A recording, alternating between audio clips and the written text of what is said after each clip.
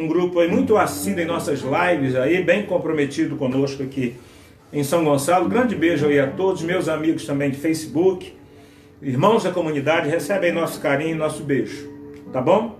Deus abençoe sua vida. Vamos à palavra de Deus hoje, no livro de Hebreus, capítulo 2, versículo 17 e versículo 18.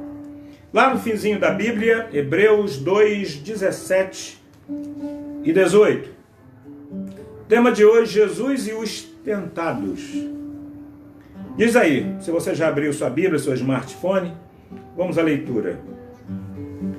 Por essa razão, era necessário que ele se tornasse semelhante a seus irmãos, em todos os aspectos, para se tornar o sumo sacerdote misericordioso e fiel com relação a Deus e fazer propiciação pelos pecados do povo. 18. Porque, tendo em vista o que ele mesmo sofreu quando tentado, ele é capaz de socorrer aqueles que também estão sendo tentados. Que Deus nos abençoe na leitura da sua palavra, abençoe a sua vida. Queridos, pense bem comigo.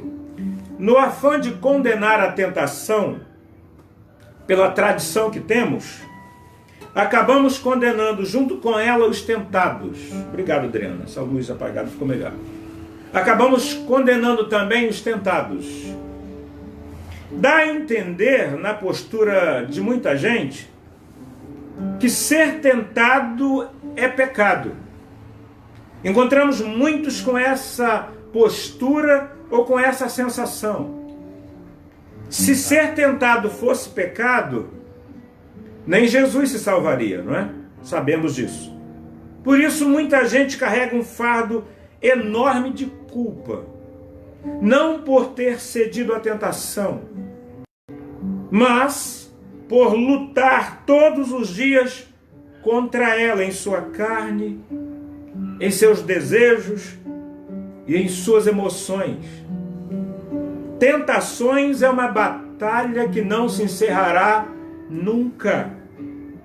Não existe um número, um percentual, um nível de espiritualidade que possamos alcançar que nos blinde das tentações. Enquanto aqui estivermos, a tentação faz parte de servir a Deus. Jesus não somente foi tentado em todas as tentações que sofremos na estrutura humana.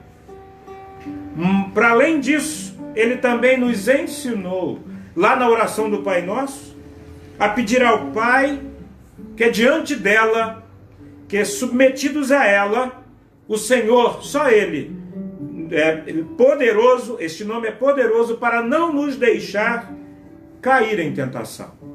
Fomos ensinados, estimulados por Ele a pedir a Deus que nos livre da queda da tentação. Então, na oração do Pai Nosso, não somos estimulados a orar para sermos livres da tentação, mas livra-nos do mal e da queda diante da tentação. Eis aí, então, a identificação e a empatia de Jesus para com os tentados. Diante dos tentados, Jesus não faz cara feia. Diante dos tentados, Jesus não franze a testa. Diante dos tentados e nossas tentações, Jesus não fica vermelho. Ele é empático. Ele não endossa a tentação, mas ele nos livra do mal diante da tentação. Jesus é empático em nossas tentações, porque em nossas próprias tentações ele passou por ela. E aí vem um segmento do que eu quero pensar com você. Por quem somos tentados? Somos tentados em primeiro lugar por nós mesmos, pela nossa própria natureza. Esta, eu diria, ser a primeira e grande fonte de tentação. Essa é a tentação interna. É uma tentação que já faz parte de minha natureza. Eu diria ser, repito, a pior delas. Quem vigia e vence nessa primeira instância de tentação já tem meio caminho andado para vencer as demais. Eu arriscaria até dizer, nenhuma tentação externa, ela precede a essa tentação dentro de nós. Quando o diabo nos tenta, que falaremos daqui a pouco, já nos tenta com algo que está dentro de nós. Então, Eva no jardim, por exemplo, antes de ouvir e ser enganada pela serpente, eu diria o aspecto interno da tentação, Eva não conseguiu lidar com a sua curiosidade e com os porquês de não poder comer do fruto daquela árvore. Ou seja, aí está o aspecto da tentação externa. A árvore era uma tentação externa. A curiosidade e os porquês no coração de Eva era uma tentação interna. Então eu diria que esta é a pior das tentações. Esta é a maior e mais sutil das tentações, ou seja, não ceder aos nossos caprichos e desejos pulsantes, imediatos, cotidianos dentro de nós. Enquanto crescemos, enquanto cantamos, enquanto ouvimos, enquanto pregamos, somos invadidos por caprichos, por desejos pulsantes, desejos imediatos e desejos de compulsão que nós carregamos. Será sempre assim. Somos o nosso pior inimigo espiritual. E tem gente que pensa que o nosso pior inimigo, o inimigo espiritual mais terrível que temos, seja o diabo. Não é. O meu pior inimigo espiritual é minha natureza que luta contra o espírito, diz a Bíblia. É o que Paulo fala lá em Gálatas capítulo 5, versículo 17. Ele fala de uma luta. Não é uma luta externa do diabo contra nós em Gálatas capítulo 5. Em Efésios capítulo 4 ele fala de uma luta externa contra o diabo.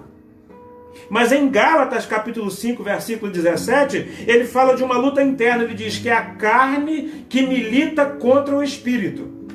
Ou seja, a minha natureza que tenta, então, contrapor a espiritualidade de Deus dentro de mim. Esta é a tentação. Essa tentação só vai parar com a morte ou com a glorificação do nosso corpo quando a trombeta tocar e nos encontrarmos com o Senhor nos ares. Até lá, até um desses momentos aí, o nosso encontro com o Senhor, o encontro dele conosco, a tentação será um leão que pela graça de Deus teremos que matar todos os dias. Ser tentado não é pecado, até porque só é tentado quem nasceu de novo. Tentação é coisa de gente que nasceu de novo. Quem está morto no pecado não tem sensibilidade, não tem o espírito restaurado, então não há por que ser tentado. Não tem a luta da carne contra o espírito, porque o espírito está morto espiritualmente falando. Então o diabo também não tenta quem já caído está. Então tentação é coisa de gente que nasceu de novo. Que bom, querido, que você é tentado. Que bom que eu sou tentado. Que bom que nós somos tentados. Isso é porque o Espírito de Deus habita em nós e quer nos levar a um caminho de santidade cada vez maior. Amém. Amém. Como lidar com essa tentação interna, a tentação da carne, na nossa natureza? Vigilância, oração, jejum, obviamente, e absorção dos princípios e valores da palavra de Deus. Para quê? Para mortificarmos os nossos desejos e não pecarmos contra o Senhor. Estratégia essa que Davi, lá no Salmo 119, versículo 11, disse que escondeu. Ele não disse que leu, ele não disse que fez um devocional todos os dias, ele disse que tomou uma postura diferente. Ele não disse que foi para EBD, como muita gente faz.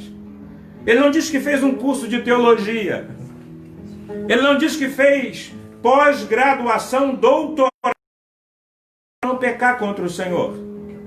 Ele disse: escondi a tua palavra no meu coração para não pecar contra ti. Eis o segredo. O segredo para não pecarmos, não cedermos à tentação, é a nossa capacidade de escondermos, de interiorizarmos, de introjetarmos a palavra de Deus no profundo de nossa natureza, das nossas emoções. Aí é que cada vez mais a palavra vai nos guardar, a palavra vai nos guiar. Então, quando introjeto a palavra, não é a minha disciplina com a palavra que me livra da tentação.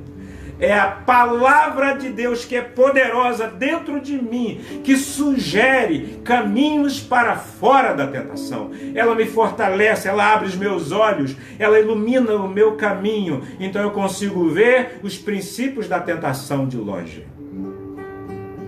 Então não é a dinâmica com a palavra, é a dinâmica da palavra na minha vida que me guarda, que me livra da tentação.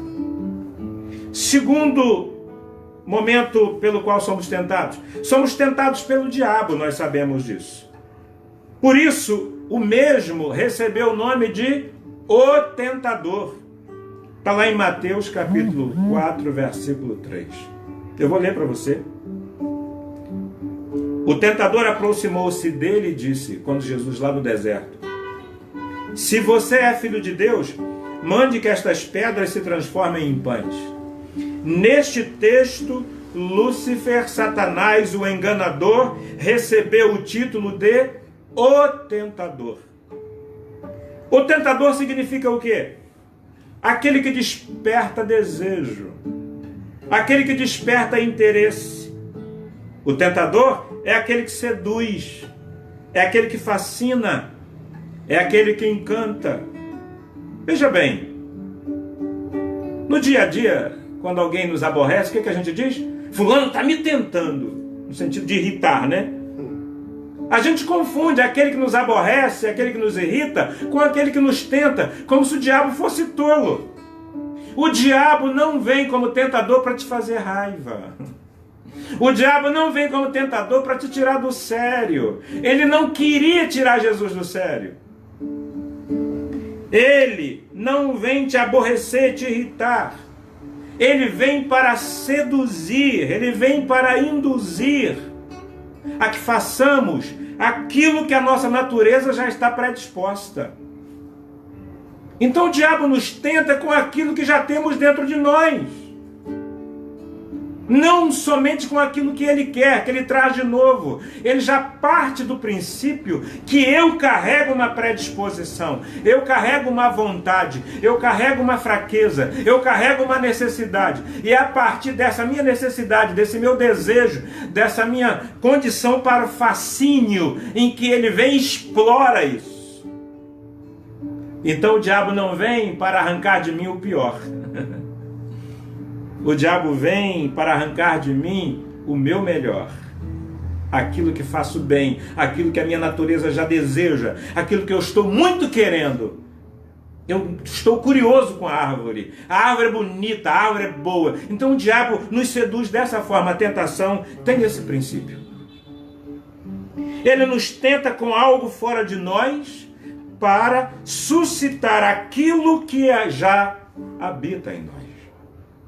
Esta é a segunda maior tentação.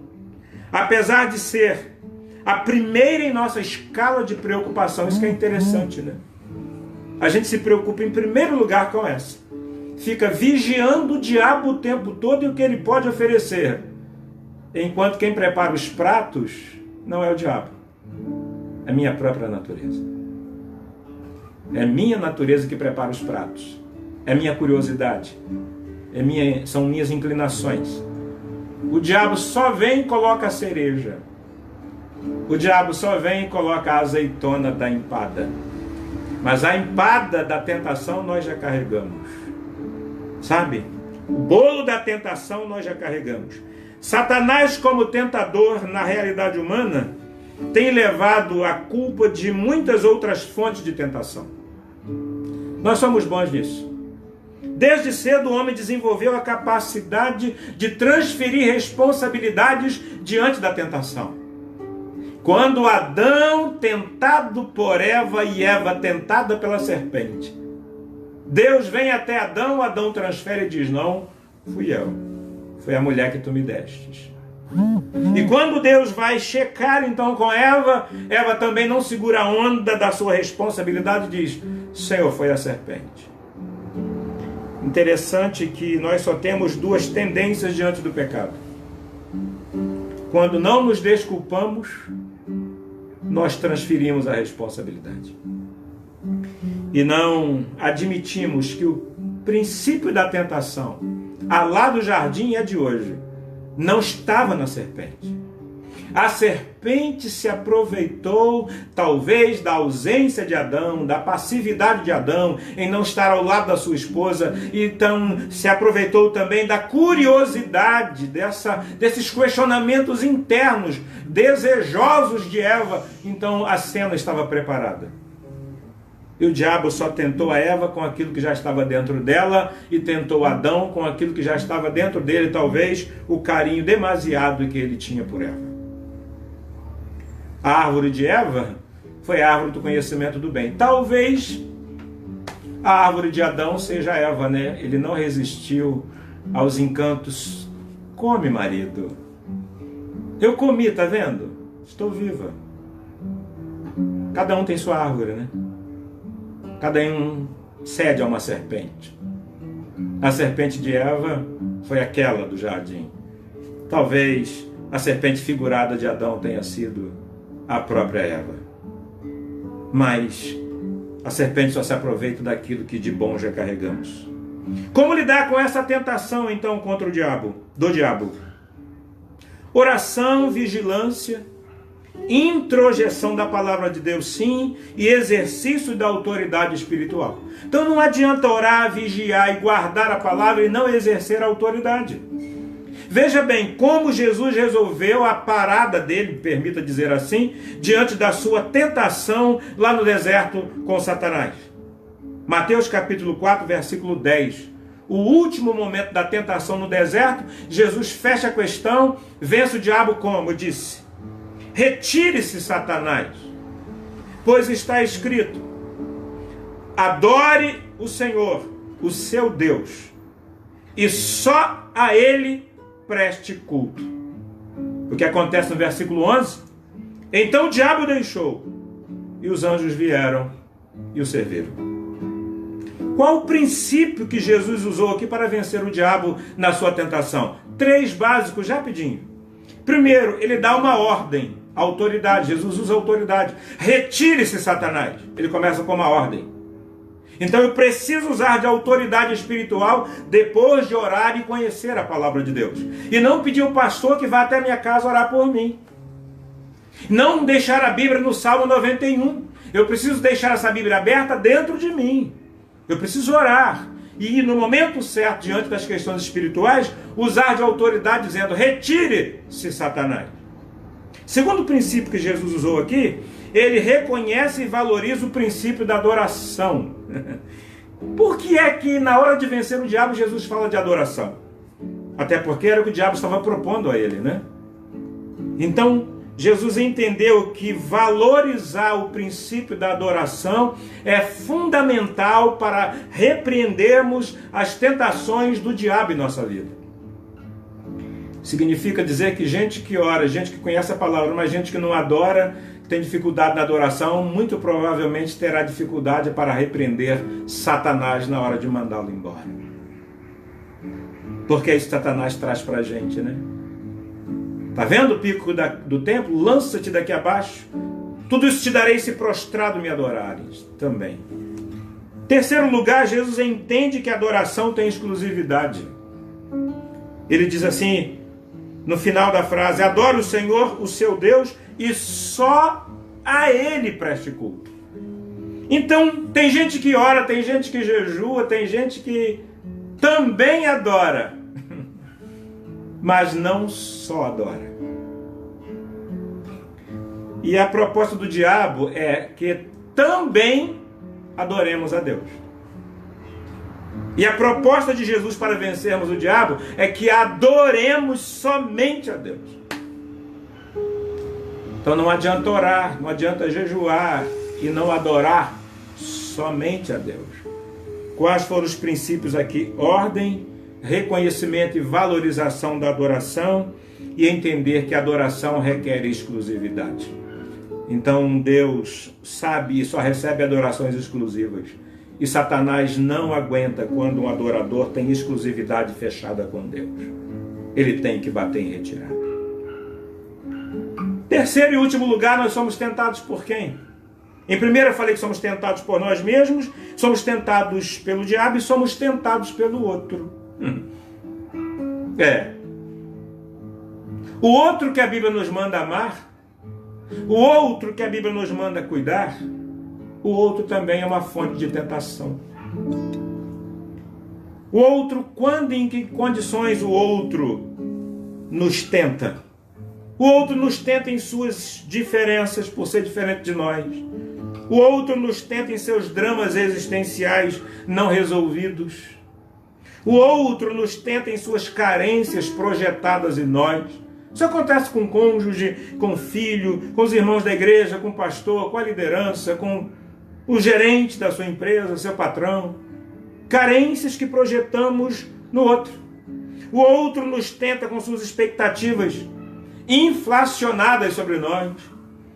Gente que espera da gente aquilo que a gente não tem condição de manter, de nutrir. E às vezes a gente espera isso do outro. Isso é uma tentação. O outro nos tenta em suas incapacidades de lidarem com as demandas do hoje. E nessas incapacidades se estressam. E nesse estresse, de alguma forma, eles nos tentam. O outro nos tenta em suas faltas. Falta de dinheiro, falta de apoio, falta de abrigo, falta de abraço, falta de compreensão.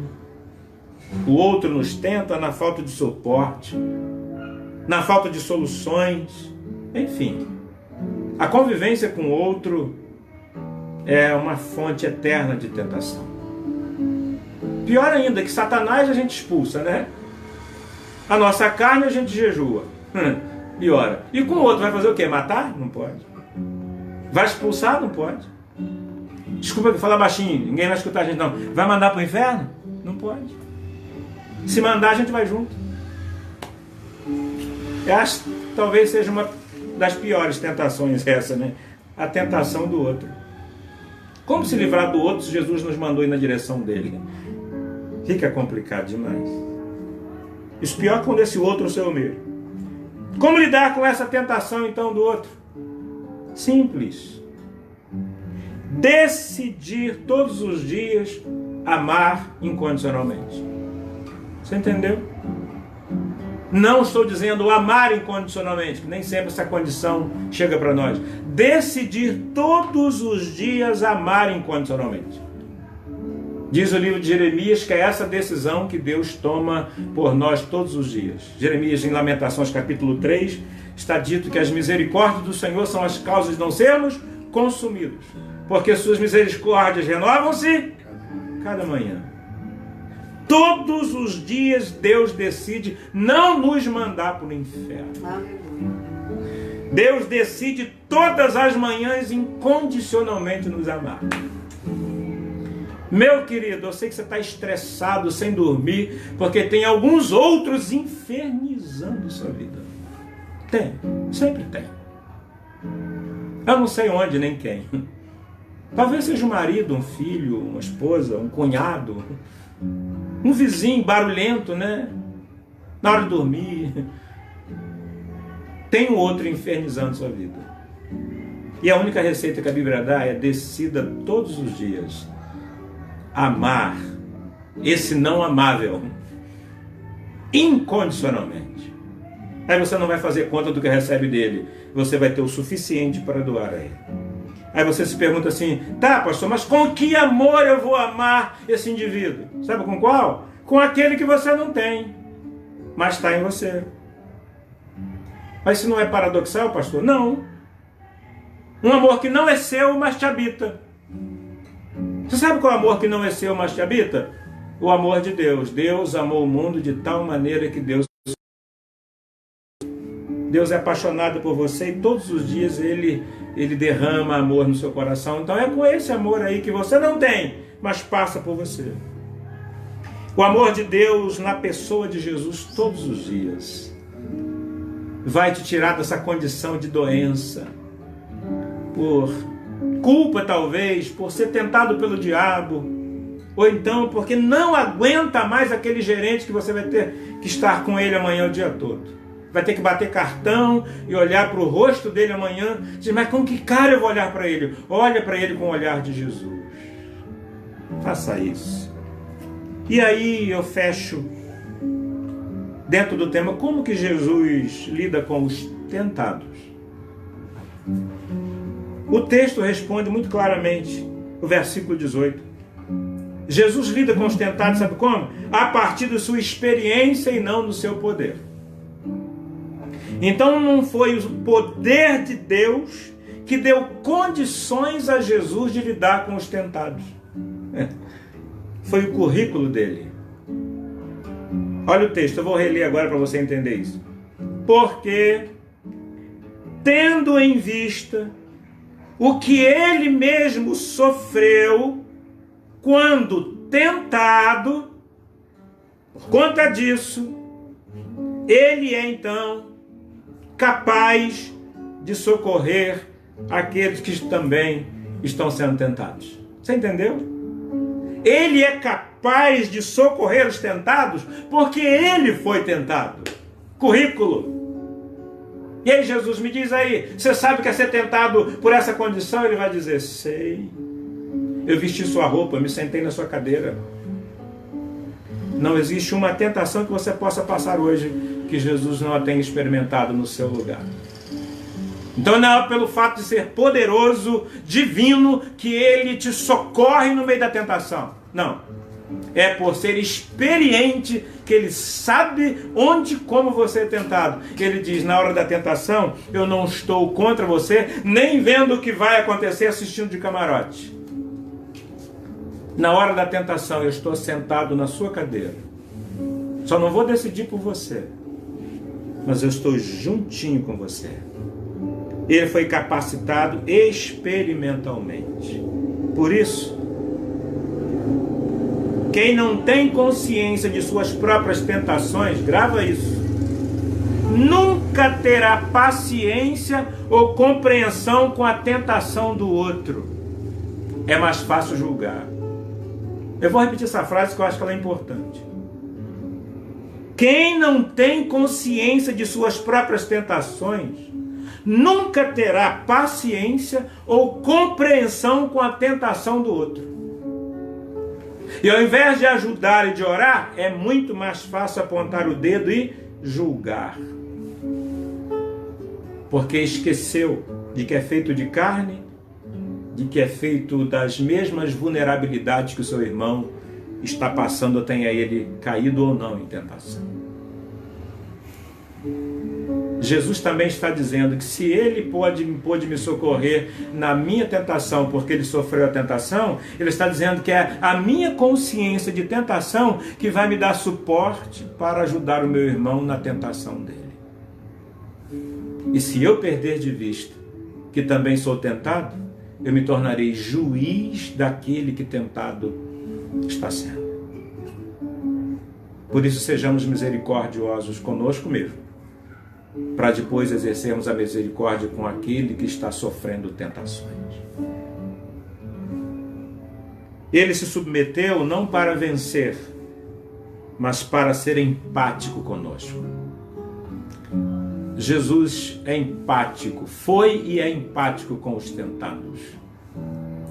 Então, na hora da tentação, onde é que Jesus está? Ajoelhado conosco, sofrendo conosco e torcendo conosco, tentando fazer uma coisa que ele não pode fazer em nosso lugar. Ele não pode dizer assim, não, Dalci, não faça isso. Ele não pode decidir isso por mim.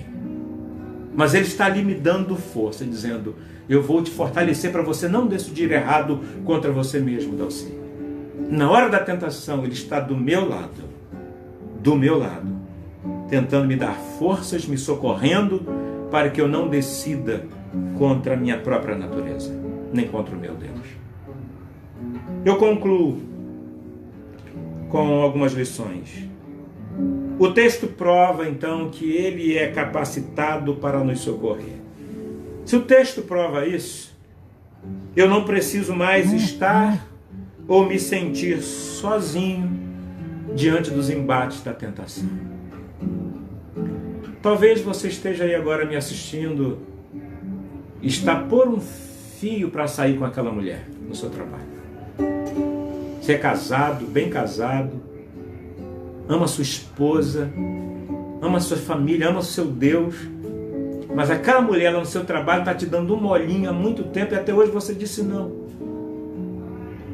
Aí você vem para casa com a cabeça, meu Deus do céu, vontade de pedir conta, mas se você pede conta, você entra num outro problema, como é que você vai sustentar a sua família? Talvez você seja uma mulher, talvez você seja uma secretária. Deixa eu dizer uma coisa rapidinho, interessante. Esse tema me veio, até o pessoal aqui não sabe. Esse tema veio ao meu coração segunda-feira passada. Eu amanheci no meu devocional, lidei logo com Hebreus capítulo 2, versículo 18, sobre a tentação e comecei a rascunhar. Parte da tarde eu fui para o shopping de São Gonçalo. E escrevi já o início dessa mensagem. Chegando no shopping, enquanto entrei na Calunga para comprar algumas coisas, estou eu lá, a Regiane estava comigo, enquanto olho na estante, o que eu vejo? Um telefone igual ao meu, um Samsung, de um bom preço, com um cartão de crédito ainda no verso dele. E ninguém ali. Peguei aquele celular e falei, agora o que faço? Se eu entregar um funcionário do balcão, sei lá se vão devolver. E descemos com o celular até a praça de alimentação, fomos pesquisar para ver de quem era, abrimos o Facebook, e então, com o nome, com outra coisa, descobrimos então quem era a pessoa. E aí, descobrimos quem era a gerente da Calunga. E quando voltamos para a Calunga, no shopping, e nos direcionamos então para o funcionário, eu queria falar com a gerente fulano de tal, ela está? Aí o funcionário disse, está sim, ali. Alguém foi lá e disse a ela que nós queríamos falar com ela. Ela demorou, pensando que era um problema. Interessante que, enquanto ela demora, daqui a pouco eu vi na fila do meu lado alguém com máscara, Viviane, da nossa igreja aqui. E ela deve estar ouvindo você agora. Ela disse, oi pastor! E aí, depois de um bom tempo, vem a gerente, eu falei, você é fulano de tal, sou? Eu falei, pois é. Você perdeu alguma coisa? Ela, não. Esse telefone é seu? Ela nem sabia que tinha perdido. Agradeceu, descemos o shopping. Quando estou na saída do shopping, eu e a Regi, vem o Espírito Santo e diz na minha cabeça, tá vendo? Vou te dizer que a tentação foi sim de ficar com o celular? Foi. Você também teria. Teria. Eu conheço o caso de pastores, bem recente. Pastor em determinado lugar que em um banco, de uma certa cidade. Ele se deparou com isso e pegou o telefone e levou para casa, pastor Edson. Uma cidade pequena. Dias depois, o dono do celular apareceu no banco, foi até o gerente e pediram a filmagem daquele dia e descobriram quem tinha levado o celular. Quando eu saí, o Espírito Santo disse, tá vendo? Foi isso que eu quis te dizer. E agora que eu estou me lembrando disso. Isso foi segunda-feira passada, vai fazer 8 dias amanhã. Eu não preciso estar mais preocupado e me sentir sozinho diante dos embates da tentação. Eu sei o posicionamento dele a meu respeito quando estiver sendo tentado. Ele é socorro, ele não é juiz. Amém. Você está sendo tentado de repente no dinheiro. Talvez você esteja endividado e você é caixa de um supermercado. Talvez você seja uma diarista e lá na casa da sua senhora, onde você limpa da sua patroa, fica joias para todos os lugares, dinheiro, e você olha para aquilo e diz: olha, isso daria para pagar a conta da minha luz.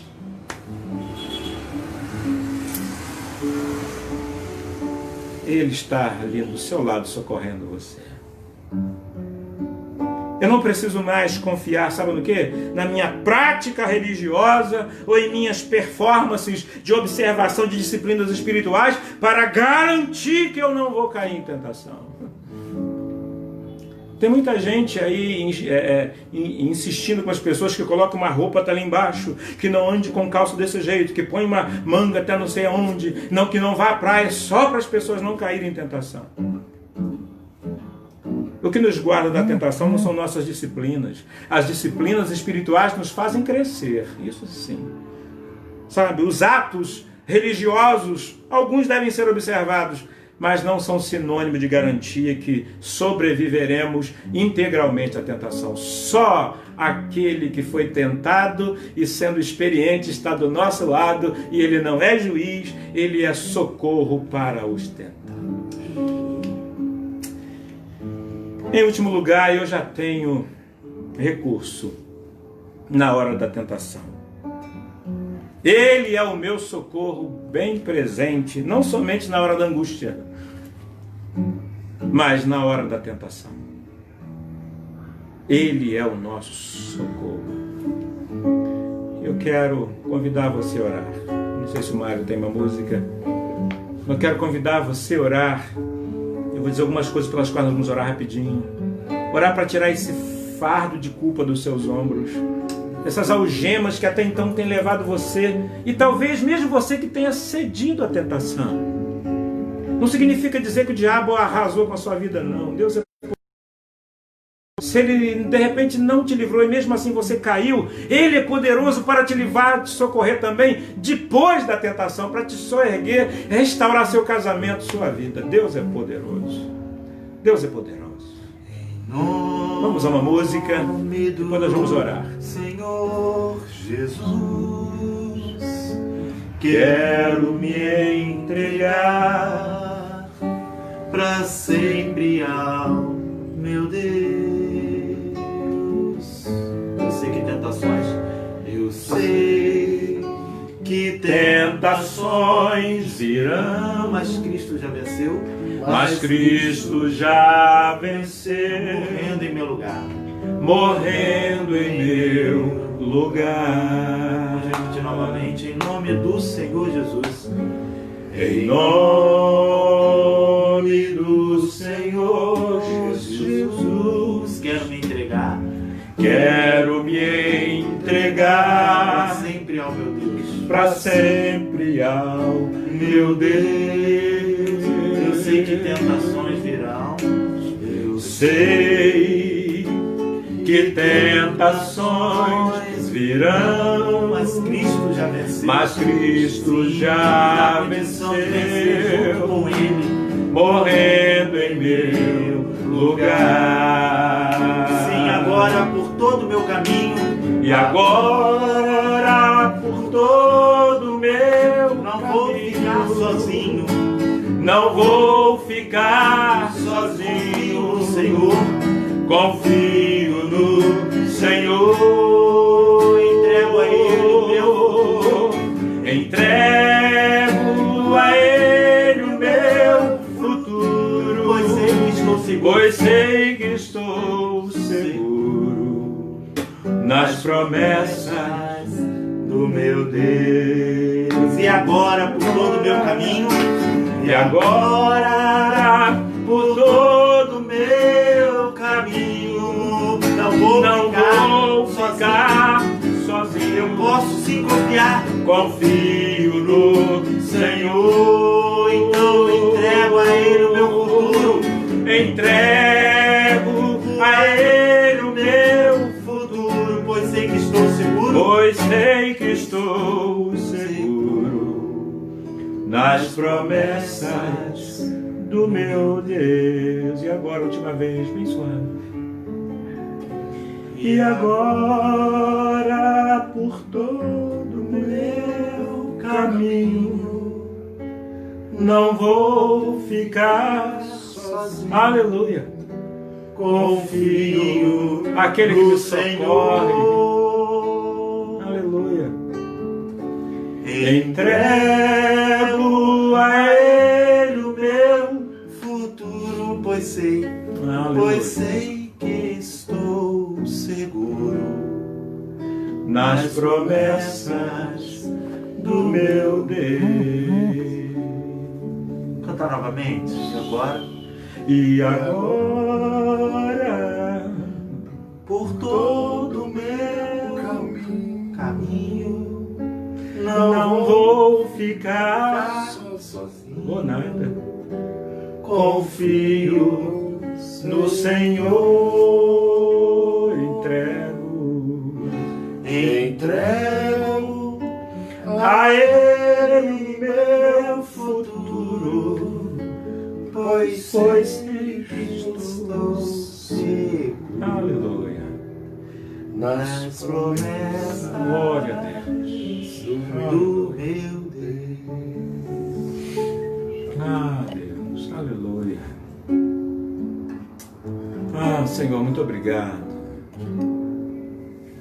Muito obrigado porque o medo se foi, o terror se foi. Satanás não pode mais com suas bandejas. Eu libero uma palavra de autoridade agora, Senhor, na mente desse homem, dessa mulher, desse jovem. Principalmente aqueles e aquelas criados na igreja, carregam um terror terrível. Em nome de Jesus, que essas algemas sejam quebradas agora. Amém. Eu ministro sobre homens e mulheres que cederam, que caíram em tentação. Aqueles que desviaram recurso, talvez, do setor público. Aqueles que talvez tenham desviado objetos, tentados foram. Aqueles que talvez tenham, em outras situações, encontrado um celular, como eu encontrei, uma carteira, e tentados foram e cederam. Usaram dinheiro, usaram o celular. Quem somos nós para condenar? O Senhor é socorro. Essa mulher que tentada foi e traiu seu marido e a consciência está pesada. Deus, em nome de Jesus, que essas consciências agora possam ser consciências reputadas como balão e não como âncora. A consciência âncora nos afunda, mas a consciência balão nos faz subir cada vez mais. Pai, em nome de Jesus, eu ministro sobre homens, sobre mulheres, sobre líderes que pecaram, sobre chefes de família, sobre pessoas que estão sendo corroídas por culpa, por conta de atitudes erradas. Condenam a si mesmos. Vergonha de orar. Tem vergonha de lerem a Bíblia, porque não conheceram ainda Hebreus capítulo 2, versículo 17 e 18, porque ele, sendo tentado, experimentado naquilo que sofreu, foi capacitado para socorrer aqueles que estão sendo tentados. Tu és o nosso socorro bem presente. Então eu ministro este socorro agora nesses lares, nessas casas, para nós que aqui estamos e para estes que estão diretamente agora online conosco e que porventura os demais que estarão nos ouvindo e estarão conosco pelo site da igreja, pelo canal do YouTube da igreja. Em nome de Jesus, que saibamos sempre, não importando de onde vem a tentação, se de nós mesmos, tentação do diabo ou tentação do outro, o Senhor estará sempre presente em nossa vida. Nós te amamos, nós te servimos, nós te glorificamos por isso, Senhor, em nome de Jesus. Amém e amém. Grande beijo no seu coração, boa semana, Deus te abençoe, beijos, até a próxima.